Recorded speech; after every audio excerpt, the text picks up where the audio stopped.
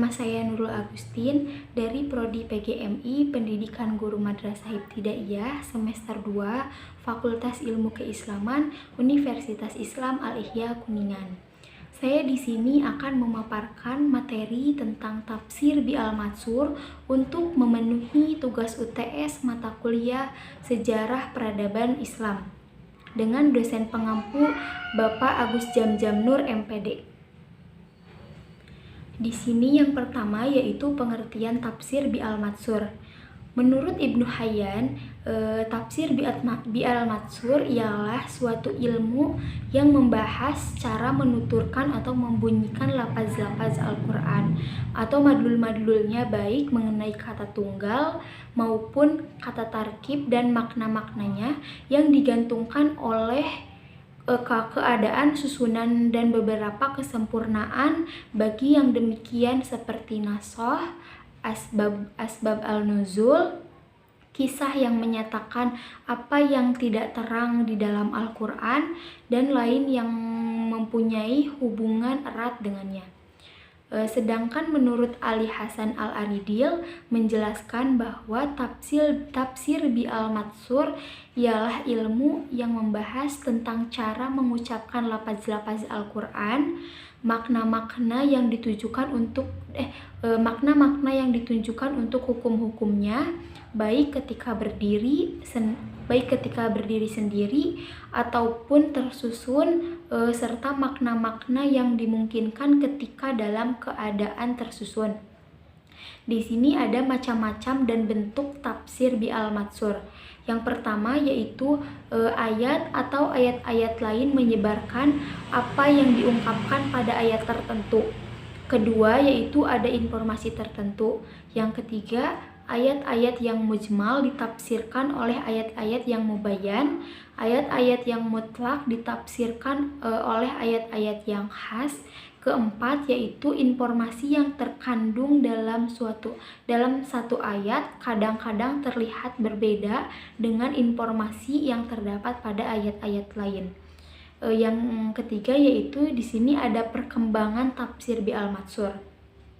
Muhammad Husain Al-Zahabi, tafsir wal Mufassirun, menyebutkan bahwa perkembangan tafsir bi al-matsur dapat dikategorikan menjadi dua periode. Yang pertama yaitu periode periwayatan daur al-riwayah. Periode pertama yaitu daur al-riwayah dapat dibedakan dalam 4 tahap. Periode kedua adalah periode kodifikasi atau daur al-tadwin. Pada periode ini mula-mula ditulis dan dibukukan. Periode kedua ini dalam perkembangannya juga melalui beberapa tahap, yaitu yang pertama pembukuan tafsir bi al-matsur belum mengambil bentuknya yang sempurna dan belum berdiri sendiri. Yang kedua yaitu mulai dilakukan pemisahan antara tafsir bi al-matsur dengan kumpulan-kumpulan tulisan hadis. Yang ketiga yaitu tafsir bi al-matsur mulai dibukukan dalam beberapa juz secara khusus. Yang keempat yaitu pengkodifikasian tafsir yang secara khusus. Yang kelima yaitu pengkodifikasian tafsir bi al-matsur tanpa mengemukakan sanad periwayatannya. Di sini ada para ahli tafsir bi al-matsur. Yang pertama yaitu tafsir Ibnu Jarir. Pengarangnya adalah Ibnu Jarir At-Tabari yang dipanggilnya Abu Ja'far. Ia dilahirkan pada tahun 224 Hijriah dan meninggal dunia pada tahun 310 Hijriah. Kitabnya termasuk kitab tafsir dengan matsur yang paling agung, paling benar, dan paling banyak mencakup pendapat sahabat dan tabi'in serta dianggap sebagai pedoman pertama bagi para mufassir.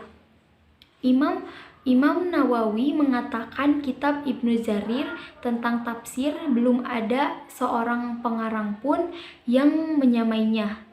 Di sini yang kedua yaitu tafsir As-Samarqandi. Pengarangnya adalah Ibnu Muhammad As-Samarqandi yang panggilannya adalah Abu al-Laits. Ia meninggal dunia pada tahun 373 Hijriah. Kitabnya dinamakan dengan Bahrul Ulum. Yang ketiga yaitu Tafsir At-Tabari. Pengarang tafsir ini adalah Ibnu Ibrahim At-Tabari An-Naisaburi. Ia adalah seorang mufasir yang ahli membaca Al-Quran. Panggilannya adalah Ibnu Ishaq. Ia meninggal dunia pada tahun 427 Hijriah.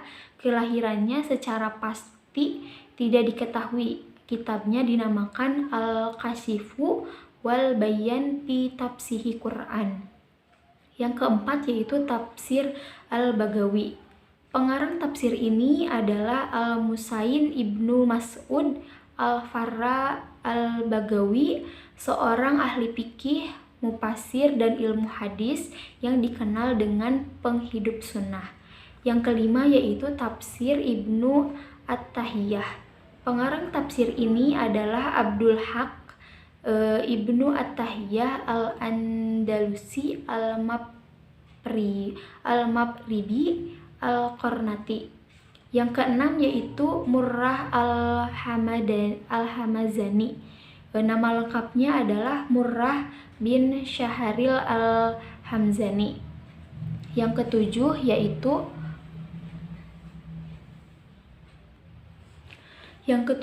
yaitu Tafsir Ibnu Katsir.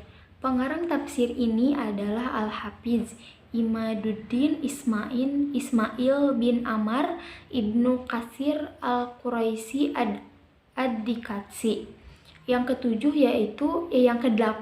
kedelapan yaitu Tafsir As-Suyuti. Di sini ada kelebihan dan kekurangan Tafsir Bi Al-Matsur dan pengembangannya. Tafsir Bi Al-Matsur mempunyai kedudukan yang tinggi, tetapi tidak berarti kitab-kitab Tafsir Bi Al-Matsur ini tidak terlepas dari kelemahan. Terutama hal-hal yang menyangkut hubungan tafsir Al-Quran yang diwarisi dari sahabat dan tabi'in. Di sini ada beberapa kelemahannya, yaitu yang pertama, bercampur aduknya riwayat yang sahih dengan yang tidak sahih, terutama informasi yang disandarkan kepada sahabat dan tabi'in tanpa memiliki sanad yang valid, sehingga membuka peluang bercampur antara yang hak dan yang batil. Hal ini seperti yang terlihat dalam Tafsir Al-Tarbani dan Ibnu Katsir. Yang kedua yaitu banyaknya kisah-kisah Israiliyat yang penuh dengan khurafat dan sering menodai akidah Islamiyah. Yang ketiga yaitu seringkali terdapat klaim dari pendapat mufasir-mufasir tertentu. Contohnya Tafsir Ibnu Abbas tanpa membuktikan kebenaran yang sesungguhnya. Yang keempat, yang terakhir ini yaitu orang-orang kafir atau zindik seringkali menyisipkan kepercayaan mereka kepada sahabat dan tabi'in, sebagaimana juga menyisipkan melalui Rasulullah SAW di dalam hadis-hadis nabawiyah. Yang demikian itu sehingga mereka melakukan untuk menghancurkan umat Islam. Di sini ada contoh Tafsir Bi Al-Matsur. Contoh Tafsir Bi Al-Matsur yang dapat dikembangkan terdapat pada surah Al-Fatihah ayat 7. Mungkin cukup sekian yang dapat saya sampaikan. Kurang lebihnya mohon maaf. Wabillahi taufiq wal hidayah. Wassalamualaikum warahmatullahi wabarakatuh.